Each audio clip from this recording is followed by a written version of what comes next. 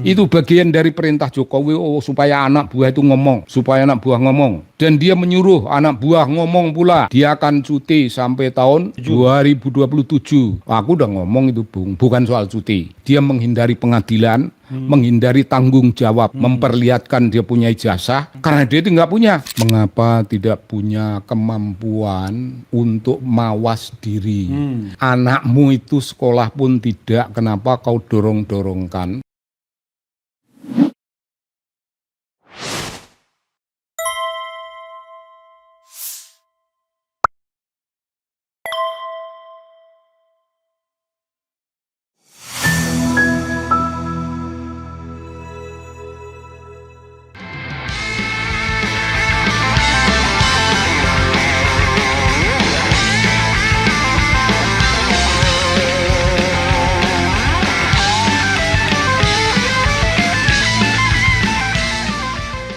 Dan sekarang ini orang-orangnya disuruh bersuara bahwa dia tidak dihormati oleh partainya yang dulu.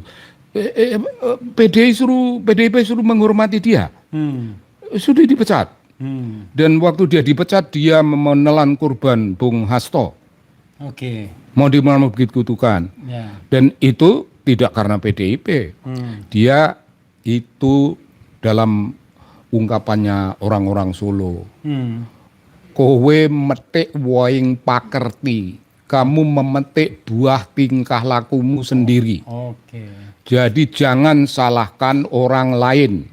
Jangan salahkan PDIP, jangan salahkan Bung Hasto, jangan salahkan siapapun. Nah ini tukang ngomong-ngomong dari PSI ini orang tua yang tidak bisa membimbing anak-anak muda, dia menuduh, wah dia dilemahkan oleh kekuatan yang dulu. Dia yang mengkhianati partai, kenapa? Dan macam-macam kayak begitu. Nggak bisa, Bung. Orang bersuara seperti suara PSI yang kayak begini ini tidak bisa diterima. Itu bagian dari perintah Jokowi supaya anak buah itu ngomong. Supaya anak buah ngomong. Dan dia menyuruh anak buah ngomong pula. Dia akan cuti sampai tahun 2027. Aku udah ngomong itu, Bung, bukan soal cuti. Dia menghindari pengadilan, menghindari tanggung jawab, memperlihatkan dia punya ijazah karena dia itu nggak punya. Nah, efek dari penghindaran tanggung jawab macam itu kan perkara hukum itu. Nggak bisa di pengadilan itu tidak mengadili presiden maupun wakil presiden. Dia mengadili individu bernama Jokowi yang mengkhianati janji-janjinya yang telah berkali-kali menunjukkan tidak mau urusan dengan pengadilan. Sekarang pada gilirannya dipanggil. Karena lo ingin mencelakai 3 orang peneliti dunia ilmiah. Iya, 3 orang. Dan Bung Resmon. Ya begitulah. Tapi tadi belum dijawab, Kang Sobari. Kenapa kemudian tiba-tiba berubah? Kapan turning point-nya itu? Dari pendukung Jokowi sampai kemudian pengkritisi kelas 1 seperti ini. Ketika kita menyadari bahwa orang yang kita junjung-junjung ini tidak layak dijunjung. Pertama, karena dia mengkhianati perkara yang demikian penting dalam hidup kita, yaitu konstitusi. Dia mengobrak-abrik konstitusi dan dia dalam pengertian ini mengapa tidak punya kemampuan untuk mawas diri. Anakmu itu sekolah pun tidak, kenapa kau dorong-dorongkan? Maksudnya Gibran. Iya toh. Dilegal-legalkan, konstitusi yang tidak melegalkan dilegal-legalkan. Dirobek konstitusinya. Supaya dia bisa menjadi wakil. Apa dia tidak tahu wakil presiden itu pekerjaan, itu posisi mulia agung, dan itu representasi dari bagaimana seluruh rakyat mempercayai orang yang dipilih. Lah kalau begini kita ini golongan orang yang sekolahan ya, mangan pojok sekolahan kita. Ya. Terus dipimpin oleh orang yang tidak sekolahan, itu kan penghinaan terhadap Oke. Jadi harkat kalau bangsa. saya simpulkan, kemarahan Kang Sobari itu ketika Gibran dicalonkan sebagai wakil presiden. Dan bapaknya mengoyak-ngoyak Oke. PDIP. Mengejar-ngejar PDIP. Sorry. Mengoyak-ngoyak betul ya? Mengoyak konstitusi, mengoyak PDIP. Karena kalau bahasa Jawa oyak-oyak itu artinya ngejar. Mengoyak-oyak ngejar, mengoyak-ngoyak, dikoyak-koyak. Yeah. Jadi dia memaksa diri, memaksa PDIP memberi izin untuk mencapai apa yang namanya term ketiga kepresidenannya. Yeah, the term of office ya. Nggak mau, Mbak Mega nggak mau. Dan itu marah. Dan itu marah. Nah kalau hal itu membuat dia marah, maka begitu banyak orang, kita orang-orang waras, kita mendukung dia itu bukan tanpa reserve. Ya, tapi begini Kang Sobari ya, kan saya interview Kang Sobari tahun 2022. Sementara dorongan untuk dinasti politiknya sudah mulai 2020. Ketika di tengah COVID dipaksakan diadakan pemilihan kepala daerah untuk agar Gibran bisa menjadi wali kota Solo. Ya. Tapi Kang Sobari pada interview saya tahun 2022 belum melihat itu sebagai sebuah fenomena yang perlu dikritisi. Belum, mungkin mayoritas orang belum melihat itu. Oke. Karena masih ada unsur legitimate. Asing. Legally right, politically correct. Oke. Seolah-olah. Ya. Apa sebabnya? Karena itu masih dukungan PDI Perjuangan. Ya, dan kemudian usianya udah nyampe memang. Itu dulu. Ya. Jadi itu iyalah ini agak sedikit memalukan. Kita udah merasa, Bung. Ya. Wah, malu sekali sebenarnya. Ini aib bagi kita yang memiliki suatu kredibilitas dalam hidup ini. Kalau menyodor-nyodorkan, anaknya sendiri begitu. Tapi sejauh persoalan itu bagi bagi kekuatan-kekuatan politik ya masih menganggap ya oke lah, dia nyerobot itu tempo hari itu di PDIP untuk jadi wali kota itu nyerobot, tapi Pak Rudi mengalah. Dia potong regenerasi yang sudah disiapkan. Potong orang lain. Itu tapi itu hari itu masih ada sejenis pemahaman udahlah diterima. Kita tidak tahu bahwa dia ini diberi hati ngerogoh rempelo. Jadi kita udah kasih hati ngerogoh yang lebih penting lagi dan seterusnya sampai pada suatu kenyataan bahwa menantunya dijunjung tinggi demikian rupa, punya kemewahan politik, anaknya punya kemewahan politik macam itu dan seterusnya dan seterusnya. Juga, akhirnya pada itu red carpet untuk dunia bisnis mereka yang tidak becus. Nyatanya tidak becus dalam dunia bisnis. Dan di situ mulailah kita. Saya agak berdosa kepada Bivitri sebenarnya. Bivitri Susanti. Iya, karena kita berkawan dekat sehingga saya agak leluasa ngeritik Bivitri. Bib, kamu ini itu. Aku membela Bung. Bivitri kan terbuka dalam soal kritik, mirip Anda punya openness. Nah aku bilang begitu. Jadi aku berdosa sama Bivitri sebenarnya. Ya memang gitu, Bung. Itulah momentum, itu turning point dari perubahan mendasar yang terjadi. Itu tidak boleh hanya aku sendiri, Bung. Itu terjadinya perubahan itu menyangkut begitu banyak kekuatan-kekuatan pendukung yang kemudian bye-bye. Meninggalkannya. Iya, meninggalkannya. Jokowi belum terlalu merasa itu kehilangan kita itu belum dia merasa bangga. Masih ada lah. Dia masih meregenerasi. Iya, masih memproduksi kekuatan. Produksi baru. Ya, betul. Gitu. Ya, Sobat Era sekalian, Kang Sobari ini saking kagumnya dengan Presiden Jokowi, itu sampai membuat novel The President judulnya, yang diilhami oleh The Carpenter di tepi Sungai Bengawan Solo. Dan novel itu tadi saya sudah tunjukkan ketika sesi pertama, tapi it's okay ya, jadi nanti nanti bisa ditunjukkan lagi kalau ini. Kenapa sampai betul-betul terobsesi benar dengan Pak Jokowi sehingga kemudian memunculkan novel sebagai sebuah pembelaan terhadap beliau? Oh, itu kemarahan yang meluap bertahun-tahun, melihat ketidakadilan di dalam papan catur politik nasional kita.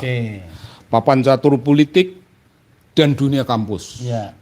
Dunia kampus itu menjadi religious discourse, bukan akademik, bukan scientific. Religious discourse menjadi suatu wilayah yang dikuasai oleh kekuatan-kekuatan keagamaan. Nggak tahu dari mana datangnya, itu Islam, apa namanya, segala rupa macam gitu. Lalu dunia politik nasional kita, ini bukan political discourse, ini bukan urusan bagaimana konstitusi diperdebatkan, ini bukan bagaimana rakyat. Kita telah bergeser sebagai suatu bangsa, itu kita punya orientasi primordial. Kita dulu menjunjung tinggi kata umat, umat. Dan pasca kemerdekaan, umat itu penting tapi boleh tidak penting, karena ada representasi baru namanya rakyat. Saya membayangkan di papan catur tingkat nasional itu diskursus itu tentang rakyat. Apakah rakyat itu mau diberi nama, kayak aku memberi nama Bung, Revolutionary Marhain. Luar biasa. Berarti udah kelihatan tuh Kang Sobari ini pengagum Bung Karno dong. Dalam satu sisi macam itu, tapi Bung Karno mendefinisikan Marhain itu satu segmen petani khusus. Kalau aku Marhain itu rakyat Indonesia dalam keseluruhan, yaitu orang-orang militan, orang-orang yang penuh kesabaran, yang ingin berubah. Dan kalau penguasa itu menginjak-injak mereka, mereka triwikrama Bung. Marhain revolusioner itu mampu bertriwikrama, menjadi raksasa besar, mengguncang istana, mengguncang parlemen. Nggak ada yang bisa melawan.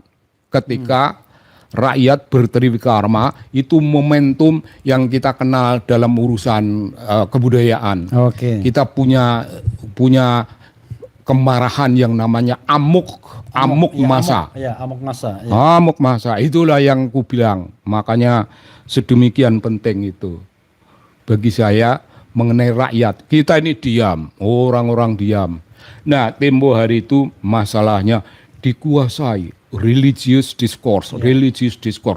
Seolah-olah Indonesia ini, dan itu hanya oleh segelintir makhluk yang tidak bisa kita terima, segelintir makhluk yang menafikan NO. NO tidak ada, ini kita ini yang ada. Indonesia ini kalau tanpa kita ini masih menyembah berhala dan sebagainya. Nampar wajah gua itu. Marah, maka gue tulislah itu The President. Aku numpang kewibawaannya presiden untuk melawan orang-orang macam itu. Jadi isu The President apa isinya? Inti sarinya saya menumpang kewibawaan dan posisi presiden yang mencoba membuat perlawanan politik terhadap kekuatan-kekuatan macam itu. Nah, aku ada di sana, ada di balik itu, dan aku meromantisasi Bung, meromantisasi presiden itu begini, dia punya panglima. Sampai tahun 2022 itu. Sampai ini selesai tahun 16 atau 17, aku nggak begitu. 16 atau 17. Dan kesadaran itu pulih lagi kapan? 2022, 2023. Tahun-tahun itu sudah ada dalam pertanyaan-pertanyaan. apakah aku ini berjalan di jalan yang betul-betul benar sebagaimana aku yakini, ataukah aku sebenarnya termakan oleh gagasan kita sendiri, yaitu gagasan kita itu ingin punya pemimpin, ingin punya pemimpin yang datangnya dari rakyat. Pemimpin, presiden itu just common people, tapi memiliki sesuatu yang kita luhurkan. Tidak perlu istimewa sekali. Akan bagus kalau memang dia datang dari kalangan rakyat. Nah, saya kan lalu merasa menemukan satu jawaban barangkali ini. Barangkali The ini. Carpenter from Solo River. Solo River. Bengawan. Solo. Ya begitu, Bung. Oke, karena saya jalan Kang Sobari ya, dan kita tadi udah lama juga berbincang. Apa nasihat atau closing statement Kang Sobari terhadap mereka yang dua hal ya, sering sekali mengkultuskan orang, entah karena kultus yang jujur atau karena pengen fasilitasinya. Dan yang kedua adalah apa nasihat Kang Sobari terhadap mereka yang masih dalam tanda kutip di jalan yang sesat, yang belum enlightened, belum tercerahkan. Silakan. Begini Bung. Ini mereka ini kan bangsa Indonesia ya toh. Kita juga bangsa Indonesia. Jadi saya punya sesuatu Bung yang aku agak mentereng-menterengkan. Sebutannya. Apa? Political liberation. Political liberation itu kita membebaskan diri. Politik pembebasan ya. Dari want. Dari pamrih-pamrih, dari keinginan-keinginan. Kecuali keinginan yang mulia, yaitu menjunjung tinggi apa yang namanya politik adiluhung untuk memakmurkan bangsa Indonesia. Kalau lebih spesifik untuk mengangkat derajat kaum marhaen revolusioner yang baik hati itu menjadi kekuatan-kekuatan politik yang keren. Nah, itu free from want. Itu kan liberate itu toh. Dan yang kedua itu ialah kita membebaskan diri dari urusan-urusan yang keliru. Perjuangan kerakyatan itu perjuangan menegakkan nilai-nilai, bukan memuja orang, bukan memuja individu, bukan memuja golongan, apalagi sampai pada kultus Celtic. Kultus itu Celtic. Ya, sampai macam gitu. Nggak bisa. Itu ternyata tidak bisa. Nah, the politic of liberation itu macam gitu. Itu di tangan golongan yang namanya kaum intelektual. Ya, apakah dia perangkat ilmunya perangkat keras maupun perangkat lunak, intelektual. Itu kaum intelektual itu definisiku itu jurnalis, aktivis, seniman, budayawan, ya akademisi Bung, otomatis gitu. Nah, golongan intelektual macam itu orang yang pada prinsipnya hidup dalam sejarah. Kalau sejarah sedang melek, kalau sejarah sedang speaking, kita menggunakan kekuatan sejarah. Tapi ketika sejarah sedang bungkam, kita menggunakan mitologi. Nah, mitologi itu apa, Bung? Pertama, sejarah. Ya, kita itu hidup dalam sejarah, kekuatan-kekuatan dalam masyarakat kita, politik-politik yang telah menyejarah, politik-politik tingkah laku, konvensi dan sejenisnya yang has already well tested in history. Itu kita junjung tinggi.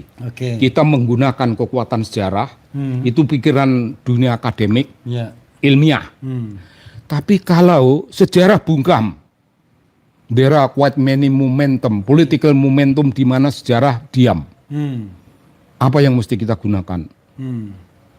Membangun diri kita memakai yang namanya mitologi. Mitologi itu apa, Bung? Sisyphus. Mendorong batu ke atas bukit dan ingin memahkotai bukit itu. Bukit Aku mahkotai dengan batu ini sebagai simbol itu mahkota Revolutionary Marhain Indonesia. Ya begitu, Bung. Tapi waktu di puncak batu tuh ngelundung lagi. Mudah sekali. Mudah lagi ngelundung. Jangan takut, turun lagi, dorong lagi. Dorong lagi, munggah lagi, ngelundung lagi. Oh, stop. Ini gambaran apa? Gambaran yang sudah benar. Kita tidak kultus individu. Tapi kita mempercayakan pada struktur kehidupan politik. Struktur itu sudah kita susun. Tapi struktur itu kemudian dilawan. Apa yang namanya tatanan hukum yang sudah benar dihancurkan. Apa yang namanya konvensi politik, apa yang namanya janji-janji politik, konstitusi, apa dan segala rupa dilawan.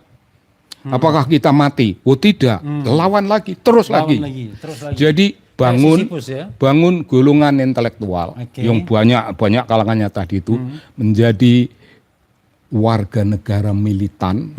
Warga negara militan itu